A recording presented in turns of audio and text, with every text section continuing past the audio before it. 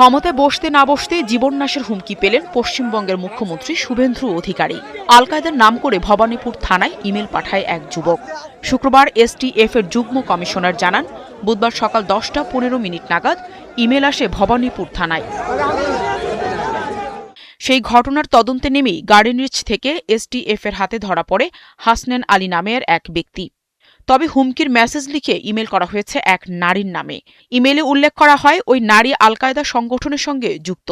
বাংলার নতুন মুখ্যমন্ত্রী শুভেন্দু অধিকারীকে আত্মঘাতী বোমা হামলা করার পরিকল্পনা করা হচ্ছে বলে লেখা হয় ইমেইলে। অভিযানে আটক করা যুবককে জেরা করে ঘটনার নেপথ্যের কারণ উদ্ঘাটন করে এসটিএফ এর তদন্তকারীরা। শত্রুতার জেরেই এই কাণ্ড ঘটিয়েছেন তিনি। মূলত নারীকে ফাঁসাতেই তার আইডি ব্যবহার করে মুখ্যমন্ত্রীর নামে হুমকি মেইল করেন তিনি। মেইলে ব্যবহার করা নারী তার পূর্ব পরিচিত। ওই নারী এবং তার পরিবারকে সমস্যায় ফেলার জন্য এই কাজ করেছেন বলেও জানিয়েছেন ওই ব্যক্তি। বিভিন্ন লোকের নাম দিয়ে বিভিন্ন অ্যালিগেশন, ও কল সেন্টার চালাচ্ছে, ওর কাছে বন্দুক আছে, ওর কাছে ফেক কারেন্সি আছে, এরকম বিভিন্ন রকম অ্যালিগেশন আমরা মেবলে দেখতে পেরেছি আপাতত। সো এগুলোর উপরে আমরা এখন অ্যাকশন নেব। এছাড়াও তদন্তে উঠে এসেছে এর আগে ওই ব্যক্তি নির্বাচন কমিশন, ভারত সরকারের দপ্তর সহ বিভিন্ন জায়গায় মেইল করতেন। আটকের সময় যুবকের কাছ থেকে জাল মুদ্রা উদ্ধার করা হয়। ওই যুবকের বিরুদ্ধে মামলা দায়ের করা হয়েছে।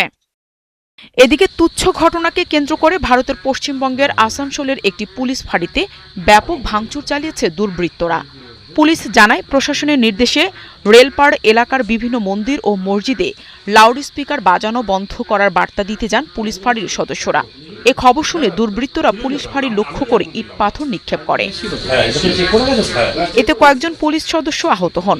পরে স্থানীয় থানা থেকে পুলিশ ও কেন্দ্রীয় বাহিনী গিয়ে পরিস্থিতি নিয়ন্ত্রণে আনেন। অপরদিকে জলপাইগুড়ির রাজগঞ্জের তৃণমূল কংগ্রেস প্রার্থী ও স্বর্ণজয়ী অ্যাথলেট স্বপ্না বর্মনের পাতাকাটার বাড়িতে আগুন দেওয়ার অভিযোগ উঠেছে প্রতিপক্ষের বিরুদ্ধে। আগুন লাগার কারণ খতিয়ে দেখছে পুলিশ। নাহিদা রিন্থি, ৭১।